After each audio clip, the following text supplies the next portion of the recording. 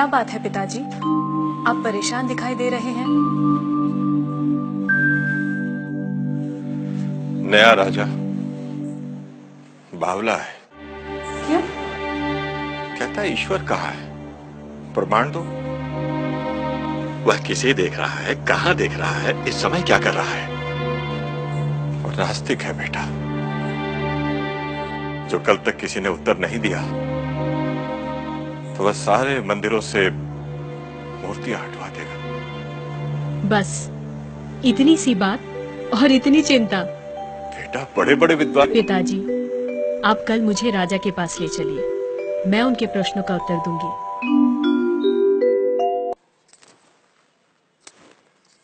राजन, मैं प्रमाण देने के लिए तैयार हूँ, पर उससे पहले मैं कुछ चाहती हूँ। क्या चाहिए? थोड़ा दूध।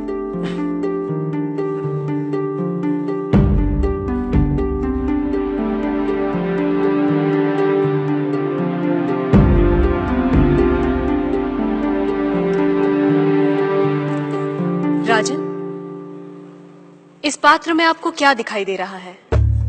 दूध? क्या दूध के अलावा कुछ और दिखाई दे रहा है? नहीं। पर मुझे तो मक्खन भी दिखाई दे रहा है। क्या आपको मक्खन दिखाई दे रहा है?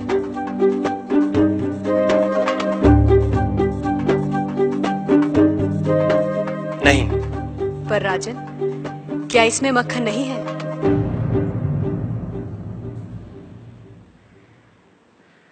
है।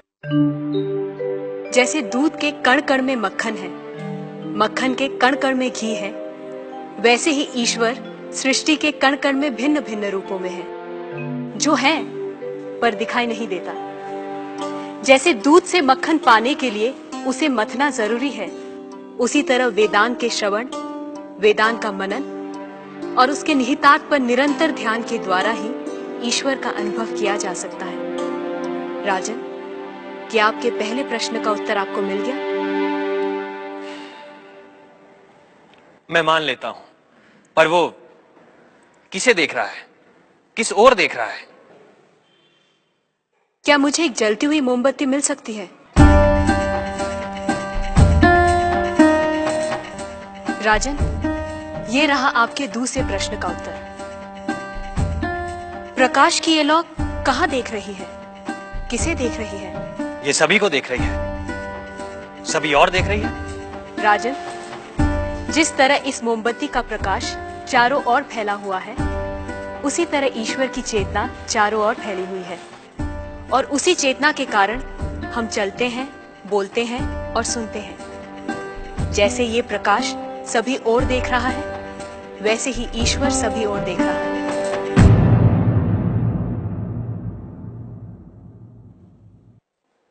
अब आपका तीसरा प्रश्न। वो इस समय क्या कर रहा है? राजन, इस समय मैं आपके प्रश्नों का उत्तर दे रही हूँ, इसलिए मैं तुम्हारी गुरु हूँ और तुम मेरे शिष्य। पर मैं खड़ी हूँ और तुम बैठे हो। यदि अपने प्रश्न का उत्तर चाहते हो तो तुम्हें मुझे अपना आसन देना होगा।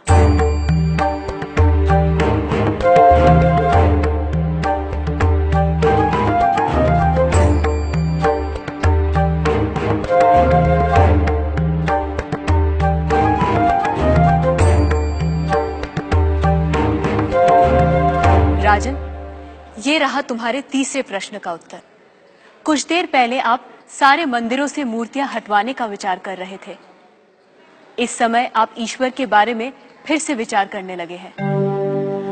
आप मेरे स्थान पर खड़े हैं और मैं आपके सिंहासन पर बैठी हूं। इधर एक राजा को सामान्य नागरिक का स्थान और एक सामान्य नागरिक को राज सिंहासन दे सकता है, ये आप देख रहे हैं। आप मेरे स्थान पर और मैं आपके स्थान पर बैठी हूं।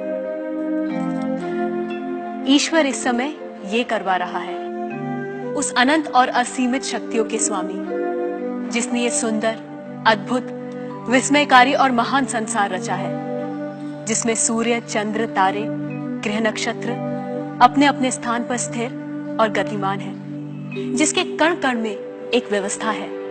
ऐसे शब्दों और ज्ञान से परे ईश्वर के लिए क्या संभव है? कहिए राजन, क्या मंदिरों से मूर्तियां हटवाई जाएं? मूर्तियां तो उस ईश्वर की प्रतीक है, उनका मूर्त रूप है। वह सर्वज्ञ, सर्वशक्तिमान, सर्वव्यापी ईश्वर सर्वत्र है। किसी ने उसको पत्थर में पाया, किसी ने पेड़ों में, किसी ने शब्दों के माध्यम से, तो किसी ने प्रार्थना करके।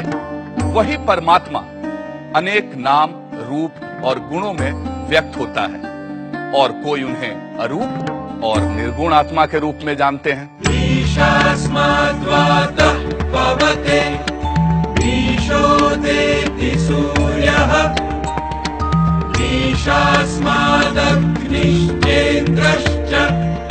मृत्युर्धावति पंचम